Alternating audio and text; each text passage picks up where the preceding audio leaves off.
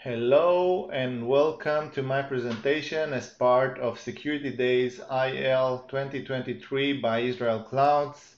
My name is Alex Peleg, one of the co-founders at Synergy and NextGen EASM and automated remediation platform. And of course, I'll be speaking about automated remediation and why I believe it's the imminent answer for many of the cybersecurity threats that organizations are facing.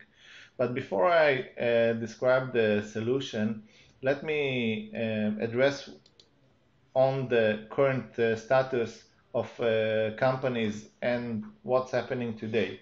So most of companies have threats coming from cyber criminals, and they have multiple levels of security controls.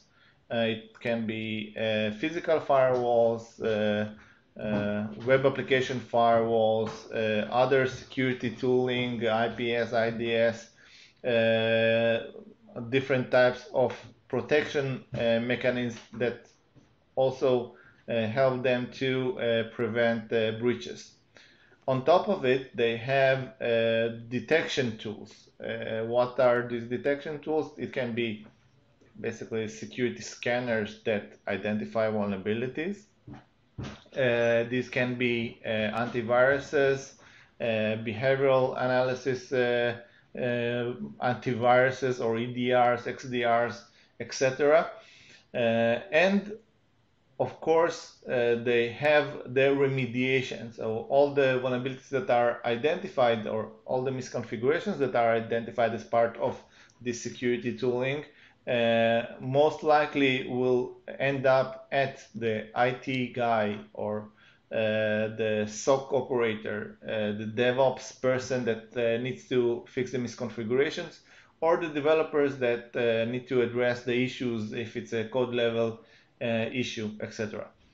Since it's heavy manual duty process, more and more organizations find themselves in a place that the house is burning.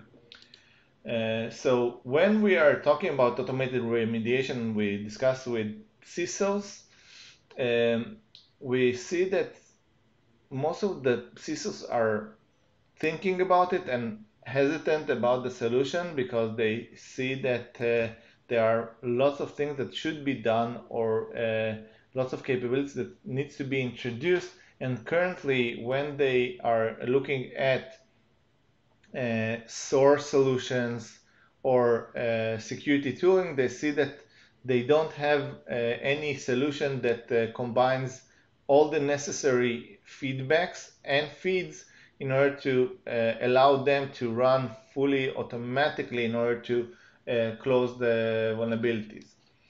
When you talk with system and IT people about automated remediation, their first reaction is hell no. And the reason is because they feel the loss of control, and they know that at the end of the day, if something will be done with an automatic tool or fix or change in configuration, if there will be a security patching that will be done that will upgrade a specific dependency to another dependency, or a patch that will not be fully applied, the work will come back and fall on them. And when you talk about automated remediation to DevOps people, they are super excited, and this is why, because they see that the automated remediation reduces their workload by days and sometimes weeks. So this is a place where they feel very happy with the automated remediation, automated mitigation tools provided currently in the market. Now, let's talk about the tools, okay? And let's talk about the vulnerability management challenge. Currently, in an organization, there are too many tools and too many security tools that are implemented. these security tools and the logs are creating too many alerts. Someone needs to respond on these alerts. Assuming that every organization has lots of people in the cybersecurity team, it's cool, but most organizations don't have these security people or skilled people to act on the alerts, and the result is that most of the CISOs are banging their head against the wall because they know that no matter what they do, they will end up losing the battle one day or the next day. So if this is the matter, so if there are too many things to act on, then the solution is clear, and the solution should be automation. And there are many companies like Torque, Automox, Vicarious, XM Cyber, and of course our company that are already starting automating the remediation. Now, when I'm saying automating the remediation, it can be in various levels. So there are issues that are being identified or being detected once a host is breached. So EDRs and XDRs are experts in identifying the threat and creating an automated flow to mitigate, remediate, and recover from such an incident. But what happens when the issue is a vulnerability in a dependency?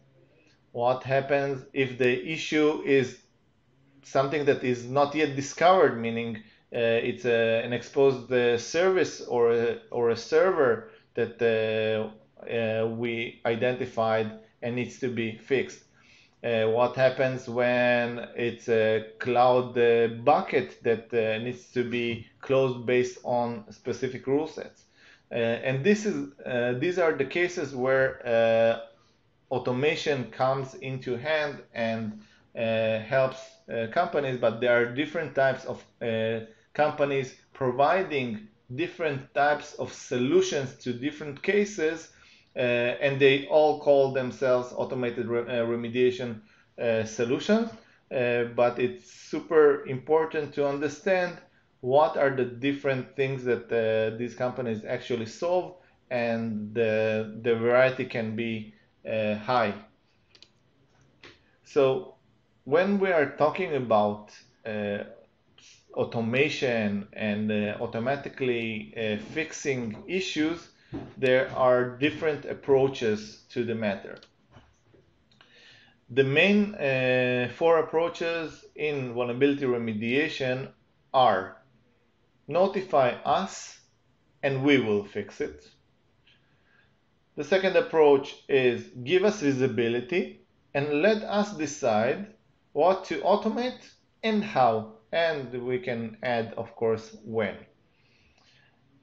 The next approach is the more proactive approach, which is called the semi-automated remediation. Yes, please do the automation, include the automation, but me as the subject matter expert, me as the DevOps person, me as the developer, me as the cybersecurity engineer will decide when and how to automatically fix this issue. And there is the fully automated remediation, which we will talk about. So let's break it down. Now, let's start with notify us and we will fix it assumption or approach. I think that this approach currently is the most prominent, but also with less ability to be very successful.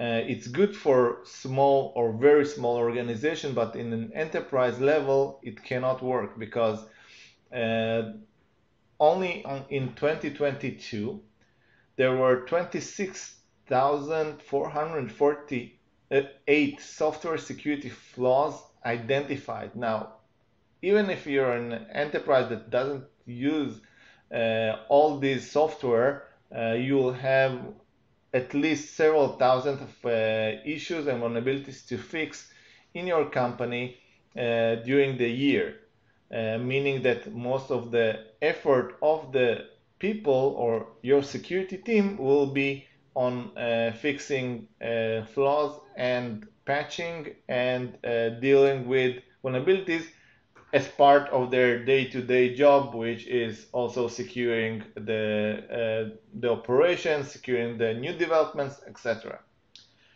Now, in addition to that, these security teams are using about 45 different security tools that provide them different level of issues in many ways.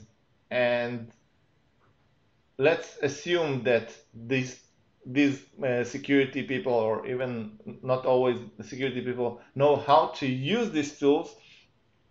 Most of organizations are lacking or understaffed in these types of skilled persons, and based on statistics from Fortinet research in 2022, 80% of organizations suffered one or more breaches attributed to lack of skills, cybersecurity skills, or awareness.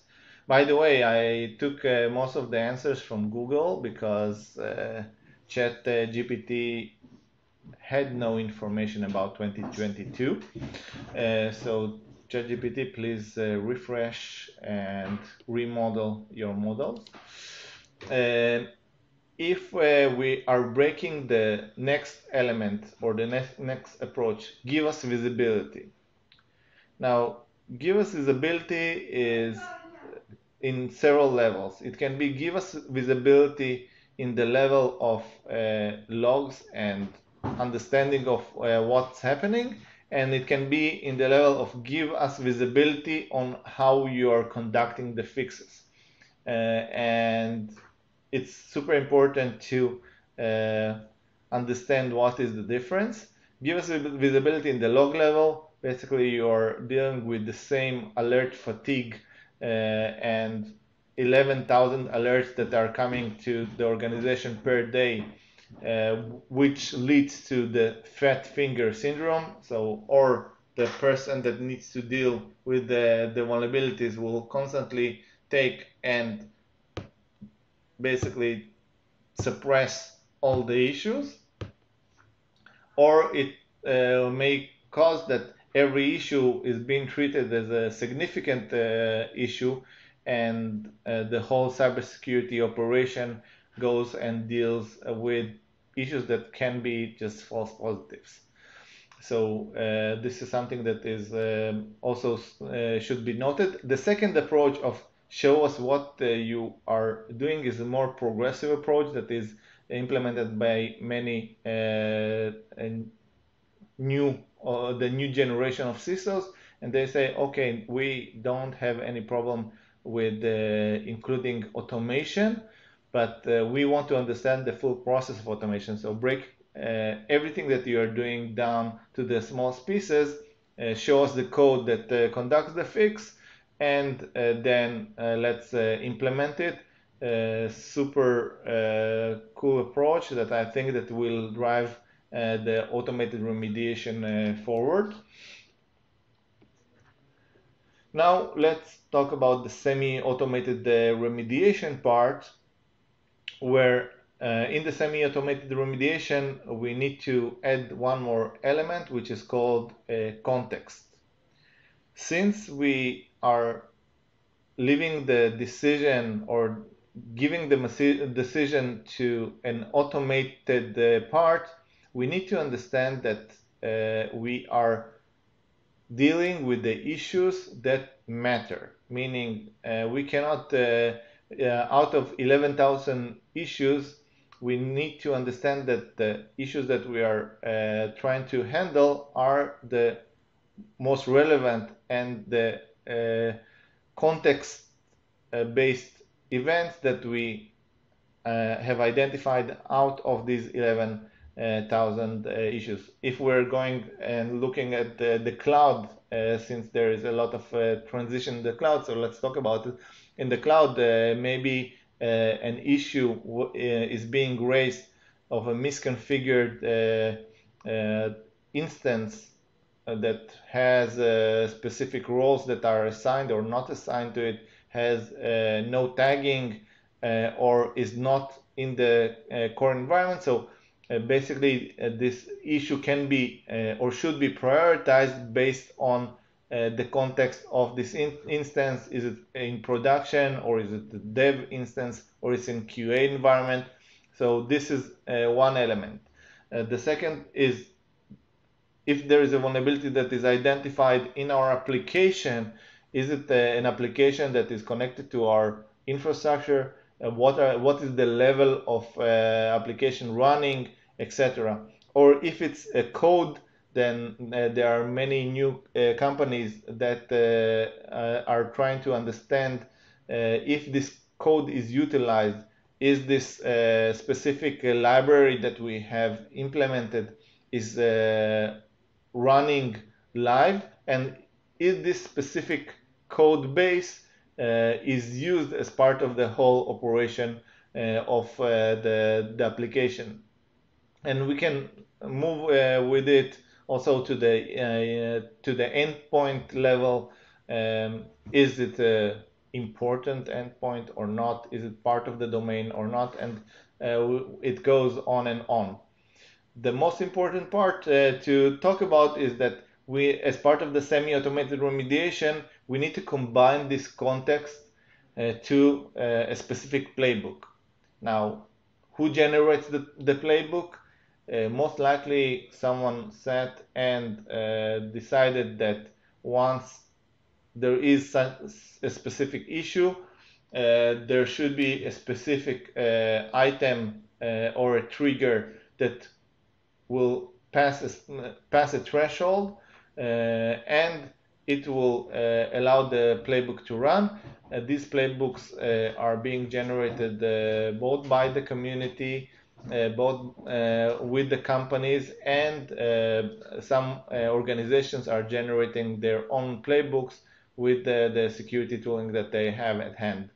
At the end of the day, it still comes back to this IT guy or girl that needs to decide if he should or shouldn't run this playbook or this automation. And at the end of the day, there is a very high chance that the combination of context and playbooks will save the organization. But the one thing that we need to always think about is that it's a time matter, meaning the time is an issue, because the IT guy or girl need to be able to understand the vulnerability based on the context and run the playbook close enough to the identification in order to prevent the breach from happening. And if we are moving to the fully automated remediation, then like the self-driving cars, I think that currently in this stage we have several ways to advance. There are countries that that self-driving cars are running, but in order to do so in a correct way, first of all we need to establish the policies per the different cases, and we need to take a lot of consume a lot of information to provide a better context, and we need to develop very good AIs that will deal and do the ethical decisions inside our organization if a specific playbook should run or shouldn't run. And I think that the future will bring some very interesting companies that will provide the solution for this issue. I would like to thank you, and I hope that I enlightened you on a very important subject that I see as the future of cybersecurity, or the holy grail of cybersecurity. And once it will be fully adopted by organizations, I think that most of threat actors will decide to move to another occupation. Thank you so much, Israel Cloud, for having me here, and I wish everyone a great webinar.